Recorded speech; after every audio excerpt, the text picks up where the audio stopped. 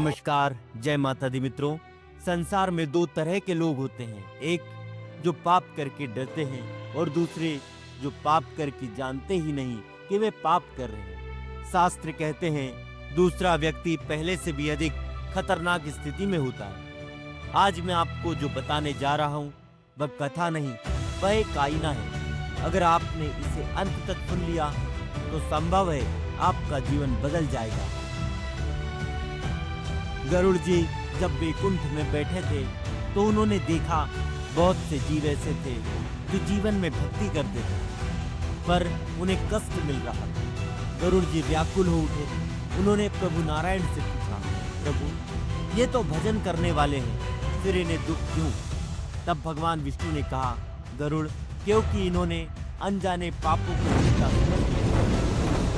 तो मित्रों अब हम जानेंगे वह 5 पाप। पाप 1, अन्न का अपमान। प्रभु बोले, गरुड़ जिस दिन मनुष्य अन्न का मूल्य भूल जाता है उसी दिन लक्ष्मी उससे विमुख हो जाती है। इसमें एक कथा आती है मित्रों। एक ब्राह्मण परिवार था, घर में रोज भोग लगाता था पर बच्चों की थाली में अन्न फेंकना सामान्य बात थी। धीरे धीरे घर में कलह बढ़ी, आय घटी, सम्मान समाप्त हुआ। शास्त्र कहते हैं अन्न का अपमान दरिद्रता को आमंत्रण। पाप 2, माता पिता का अपमान। गरुड़ जी ने कहा, प्रभु आज के युग में यह पाप सबसे अधिक होता है। भगवान बोले, हाँ गरुड़, और सबसे अधिक अनजाने में। मित्रों इसकी एक कथा है। एक युवक था, पूजा करता था पर माता पिता की बात को पुरानी सोच कहकर टाल देता था। मृत्यु के समय उसके मुख से भगवान का नाम नहीं निकला, क्योंकि जिस मुख से माता पिता को दुख दिया उस मुख से भक्ति नहीं निकलती। पाप 3, भगवान को समय ना देना। आज मनुष्य कहता है भगवान समय नहीं है। शास्त्र कहते हैं जो भगवान को समय नहीं देता, समय उसे जीवन में अवसर नहीं देता। मित्रों इसका एक दृष्टांत आता है। राजा परीक्षित को 7 दिन मिले और उन्होंने संपूर्ण जीवन सुधार लिया, और हमें पूरा जीवन मिलता है फिर भी हम समय नहीं निकालते।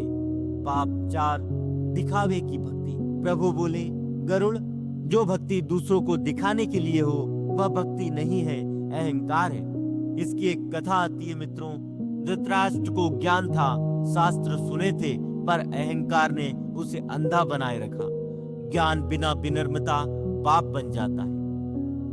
पाप 5, अन्याय पर मौन। गरुड़ जी कांप उठे। प्रभु बोले, गरुड़ जो गलत होते देख चुप रहता है वह भी पाप का भागी है।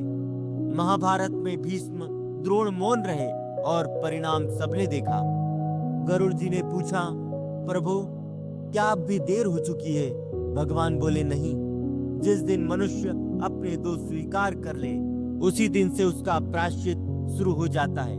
अगर आज ये कथा आपको असहज कर रही है तो समझ लीजिए यह असहजता आपके पतन की नहीं, उत्थान की शुरुआत है। इसे अपने परिवार तक जरूर पहुंचाइए, क्योंकि अनजाने पाप सबसे पहले अपनों को ही नुकसान पहुंचाते हैं। आपसे मिलेंगे फिर एक नई वीडियो में। अगर आपको वीडियो पसंद आए तो वीडियो को लाइक करें, चैनल को सब्सक्राइब करें, अपने मित्रों परिजनों के साथ साझा करें।